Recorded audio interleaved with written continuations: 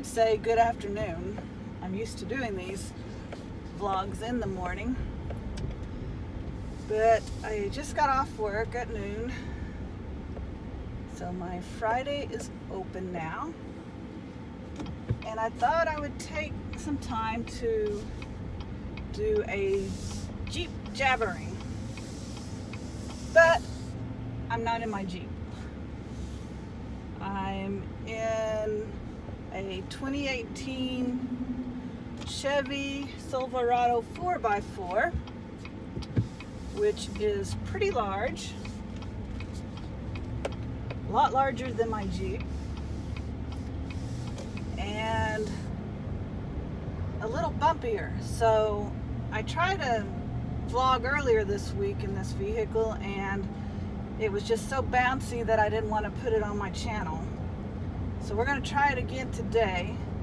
I've worked a little bit with my holder, but this truck is just really bouncy. Any little bump it hits, it rocks and shakes. So, speaking of this truck, I thought I would do a little bit of a review over it. My Jeep's in the shop, for those of you who don't know. On our way back from Little Rock, we was taking our Jeep journey to see my oldest daughter. We had a warning light come on, so I wanted to take it into the shop and make sure everything's okay. So far I haven't heard anything back, but they've loaned me this loaner vehicle and I've been in it for 3 days. So I think I'm getting a pretty good grasp of this vehicle, enough to kind of share with those who might be interested in buying a 2018 Chevy Silverado. Like I said, this one is brand new. It has 1,386 miles on it as I'm driving down this road. And it's a powerful truck. I can say that it is powerful. It sits up high, which I do like. I like sitting up higher. I don't like riding in anything low to the ground. It has heated seats, which I'm using right now, even though it's summer, because I like the heat on my back. Helps my back feel good. Has lumbar seating as well. It's cloth interior, and I'll try to get some pictures of the interior a little later. The instrument panel is very classy, but the first thing I noticed while driving it is that it was hard for me. There's so many different gauges, it was hard for me to even find the gas gauge. It just all kind of blends in. And then you also have this little square right in the middle of your instrument panel here that is monitoring your fuel economy. And it's giving me a readout like my fuel economy for the last 50 miles.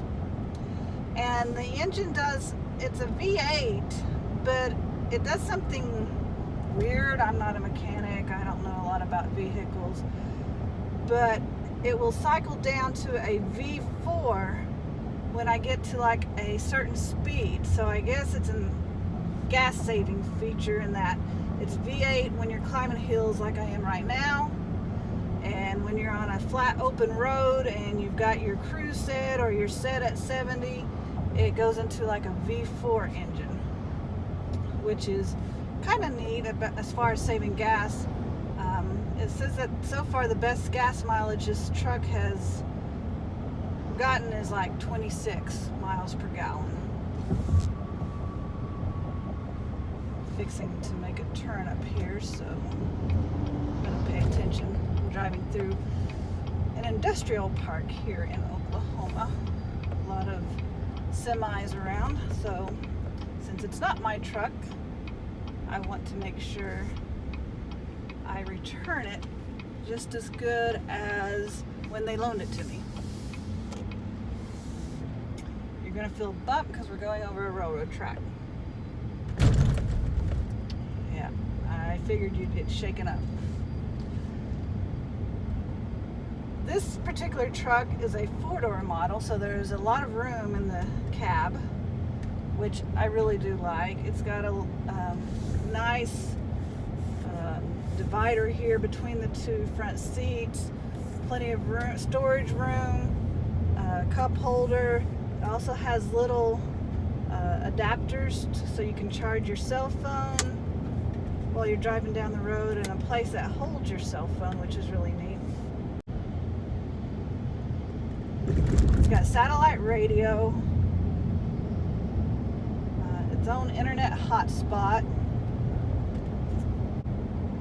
I really like this truck, but it's large. It's kind of too big for our purpose. It doesn't fit in my carport. It sticks out quite a ways.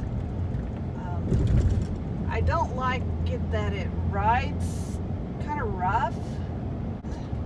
We have an older Chevy Silverado. My husband drives one. If I had to put these trucks side by side, I would say that his older Silverado rides a lot better than this brand new truck. It's more comfortable, which you would think that this truck would ride better, but the ride is a lot smoother in the older Chevy Silverado.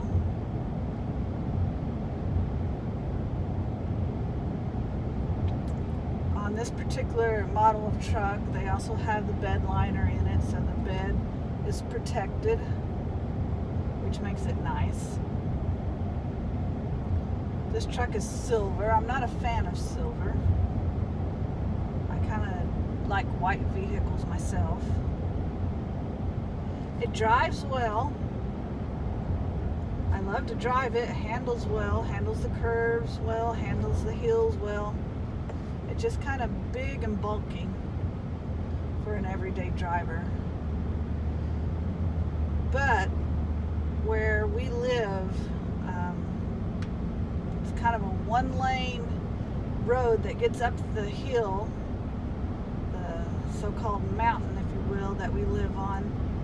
And in the wintertime, it does take a four-wheel drive to navigate that hill if we have any type of snow or ice. So that's one reason why I have my four-wheel drive Jeep, is to get up and down that hill in the wintertime. But since buying the Jeep, we haven't had any winters, really.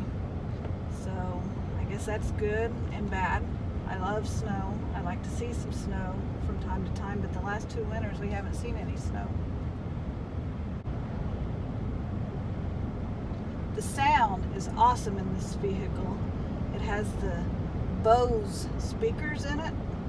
So if you know about Bose speakers, you know that they're a very good quality speaker. So the sound is really good. I don't know if I can turn it up and not get in trouble. This life I hold so close. Awesome sound. That was kind of a slower song that I just turned up. I like the looks of the truck. I think it has a neat front end. I'm big on the looks of vehicles, and I love the design of the truck. I believe it's a beautiful truck.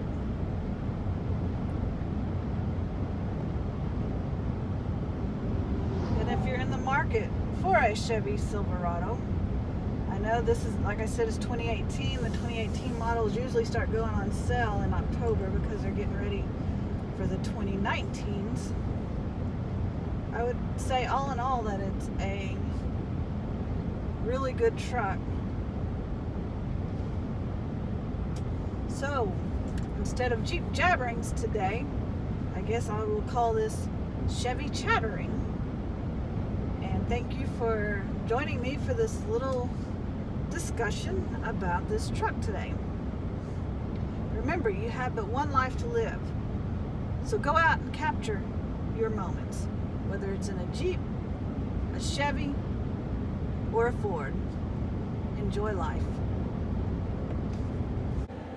Okay, we're gonna see if I can give you the Oklahoma amusement park ride up our little hill here.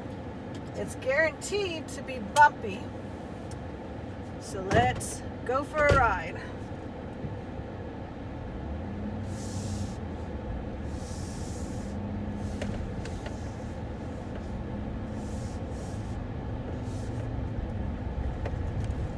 It's also a one-lane road, which makes it very interesting when you're meeting another vehicle, because there's steep drop-offs to my left here that would definitely send a car rolling down the hill, or down the embankment, I should say.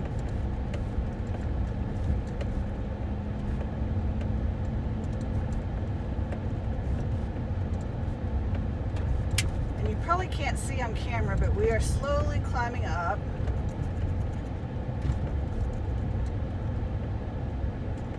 And here pretty soon, coming up around this corner, we are going to ascend up. Now there's a little pull off right here so that you can monitor if somebody's coming down. You're supposed to wait right here. If you start up before somebody comes down, they're supposed to wait at the top. And here we go.